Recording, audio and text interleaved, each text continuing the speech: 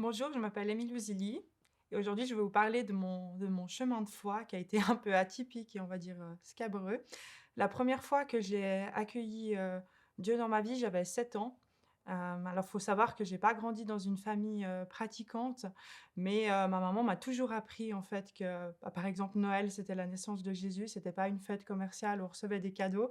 et bah, j'ai eu des principes, on va dire, chrétiens, mais pas vraiment une culture religieuse, donc je l'ai faite par moi-même. Et à 7 ans, j'avais un cours d'histoire biblique à l'école et ma prof, qui était très croyante à l'époque, avait dit: «Vous savez, si, vous vous sentez seul ou qu'il y a quelque chose qui vous rend triste, vous pouvez demander à Jésus de venir vivre avec vous et il viendra vivre dans votre cœur».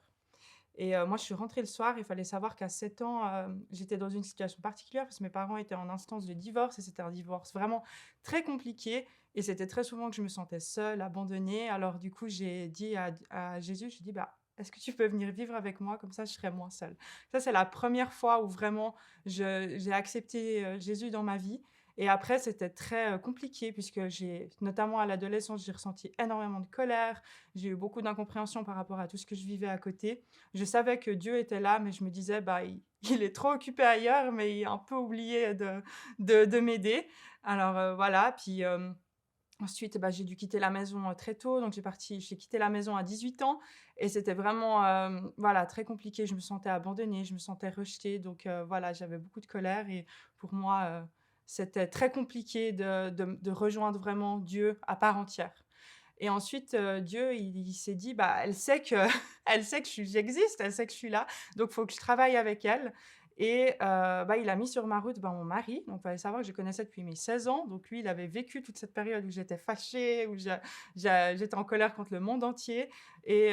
bah, on était vraiment à l'opposé, hein, quand on s'est rencontrés. Lui, il était très introverti, un peu, voilà, calme, qui veut pas d'histoire et moi, j'étais tout le temps, dans la confrontation. Donc c'est vrai que c'était pas le bon moment et Dieu l'a vraiment mis sur ma route au bon moment. Et ça, je sais que c'est lui parce que c'est mon âme sœur, c'est la personne qui est la plus importante pour moi et avoir quelqu'un de notre moitié aussi parfaite mis au bon moment de notre vie, au moment où moi je me disais de toute manière, les hommes, ils partent tous, voilà, je veux pas vivre, un divorce comme mes parents ont vécu et Dieu l'a mis sur ma route. Donc ça, c'était vraiment la première chose et puis Dieu, il s'est dit: «Bah, c'est pas assez, faut encore que j'installe ma foi avec Emilio» et bah, c'était assez récent, c'était l'année passée, en janvier 2023, où en fait, dans le cadre de mon engagement politique, j'ai eu, une interview, de 2 heures dans une émission vraiment très regardée et bah, c'est impossible de préparer vraiment une interview de 2 heures, surtout que c'était des questions privées, professionnelles, politiques et puis je savais pas ce qu'il allait me poser comme question et j'avoue que j'étais très angoissée. Dans ma voiture pour aller à cette émission, j'ai vraiment prié, j'ai dit: «Dieu, il faut que tu sois avec moi». J'ai mis de la louange, j'ai dit: «J'ai besoin de toi parce que je peux pas, enfin, c'est surhumain de pouvoir préparer cette interview» et bah, l'interview, en fait, s'est très bien passée. J'ai discuté avec le journaliste pendant vraiment 1 heure et demie, où on a eu vraiment un échange franc avec des questions, intéressantes, où j'ai vraiment adoré cette interview, j'ai pas vu le temps passer. Donc on a fait 1 heure et demie de discussion et le journaliste me dit: «J'ai encore une question pour vous. Vous avez parlé, ben, voilà, que votre relation avec votre père est compliquée, que vous l'en voulez beaucoup, que vous avez plus de contact et je sais que vous êtes chrétienne, donc est-ce que vous pouvez me dire, est-ce que vous avez pardonné à votre père?» Et sans hésiter, je dis: «Bah, bien sûr, je vais pardonner, bah, pas seulement pour lui, mais pour moi aussi parce que je décide de plus être en colère, de plus être fâchée et si Jésus, lui, il a pu pardonner les pires choses qu'il a subies, moi aussi, en tout cas, je dois essayer de pardonner donc je lui pardonne et ça veut pas dire que j'oublie, mais que je veux avancer dans la vie». Et du coup, je sors de mon interview toute contente, je me dis: «Ah, il était sympa le journaliste» et puis, je rentre à la maison, puis mon mari, il me dit enfin, il était tout,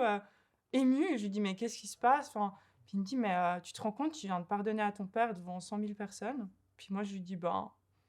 pourquoi? Non». Il me dit: «Mais il y a 2 semaines encore, tu me disais que c'était impardonnable ce qu'il avait fait, que tu te sentais pas capable, que tu étais fâchée et tu l'as pardonné». Et en fait, la leçon que je retire, c'est que moi, j'avais auparavant jamais inclus Dieu dans mon engagement politique. Je l'avais mis dans plusieurs choses, mais pas dans tout. Et en fait, Dieu, il m'a dit: «Ben, maintenant que tu as décidé de me demander de l'aide pour tout, donc aussi pour ça, bah, je peux faire bien plus, en fait, je peux transformer ta vie et en fait, c'est vrai que depuis ce moment-là, ben, je dis pas que je ressens plus de rejet ou que je ressens plus de tristesse ou que des fois, bah, je j'ai pas un sentiment de manque, mais en fait, j'ai plus de colère et ça, c'est très important parce que je me sens vraiment apaisée et le travail sera encore long, mais voilà, je sais que Dieu, là, il a pris la place entière et il a fait quelque chose d'énorme dans ma vie.